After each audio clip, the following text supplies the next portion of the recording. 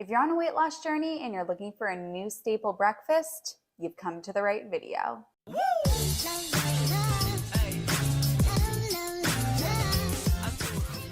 Hello, my honeys. My name is Emmie. If you're new here, hey, I'm Emmie. I'm a plant-based nutritionist and the creator of the Slim on Starch program, where you work with me as well as a mindset coach and a nutrition coach to lose weight on a plant-based diet.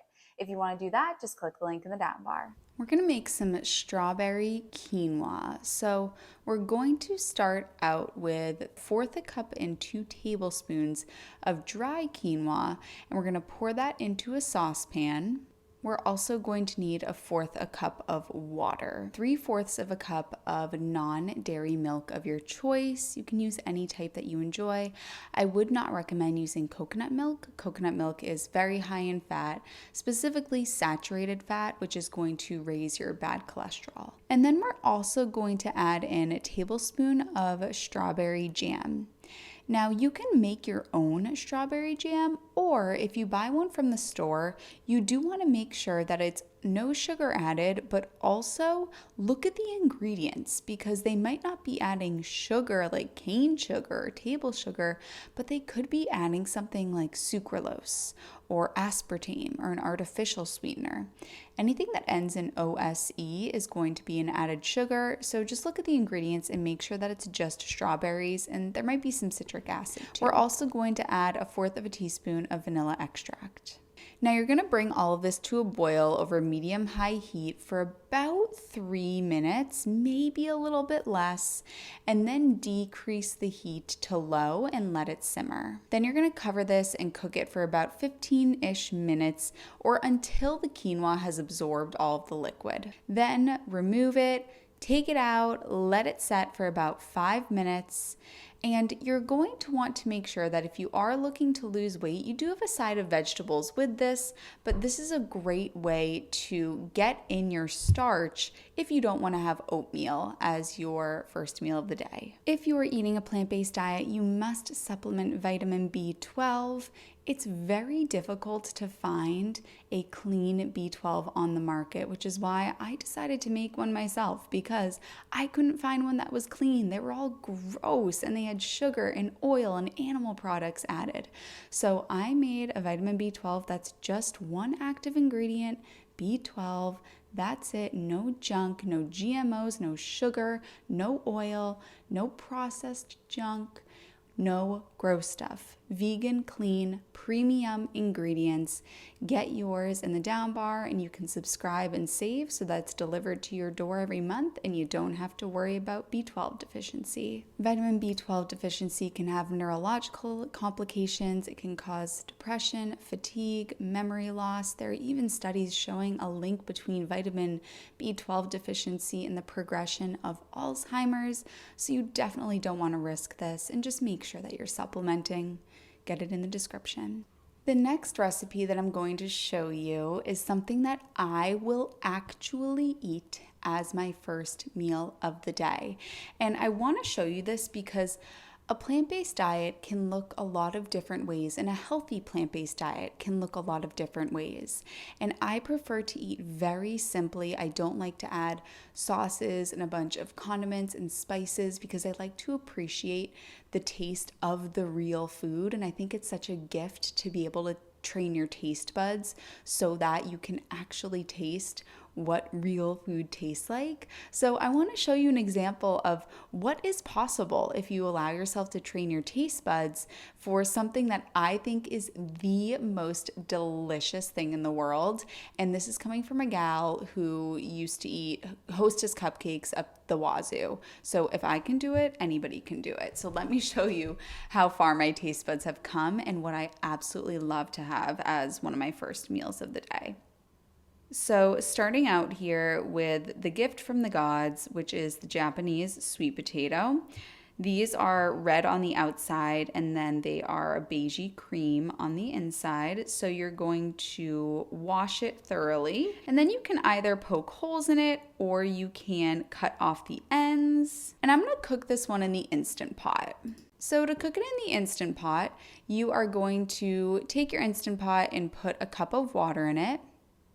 And then you're going to put a trivet in the Instant Pot and put the potato on top and steam it for 15 to 20 minutes and then let it naturally release for 15 minutes. And then I'm going to have two of my favorite veggies ever, which are Brussels sprouts and cauliflower. So I just take my microwave steamer, which is linked below on my Amazon storefront, and I am going to put some fresh Brussels sprouts. Sometimes I do frozen, sometimes I do fresh, depending on what's available and what's on sale and blah, blah, blah. So these are fresh, and so I've just chopped them up, threw them into the steamer, and I put water on the bottom, and I will steam them for maybe 10 minutes. And then I'll do the same thing with my cauliflower. Just throw it into the microwave and steam it up. And then I'll put all of this together on a plate. And to the sweet potato, I might add some cinnamon, I might not, just depending on how I'm feeling that day. And yes, my stomach can handle all these veggies. You can train your body. It's quite remarkable what you can do.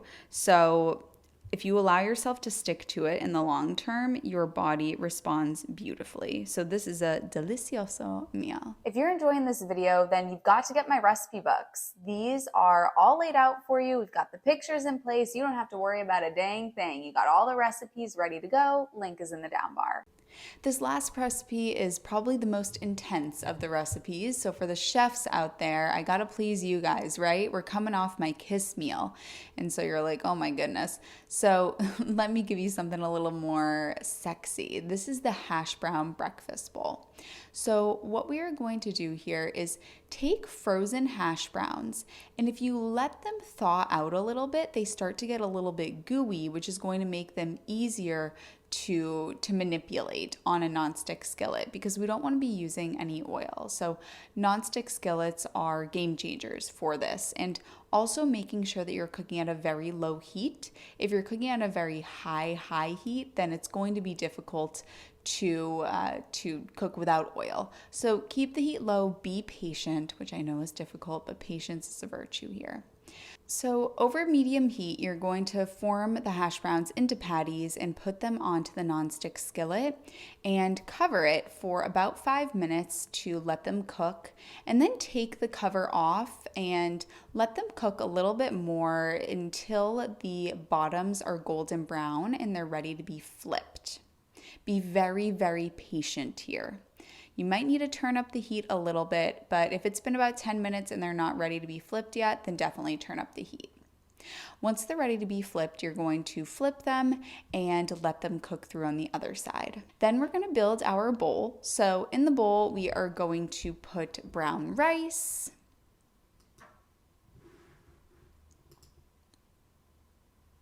I would recommend about a half a cup of cooked brown rice.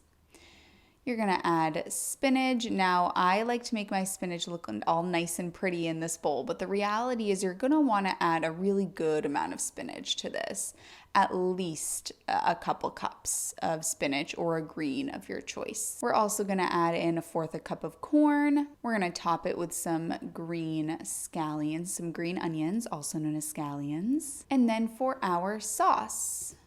So for the sauce, we are going to take an 8-ounce can of tomato sauce.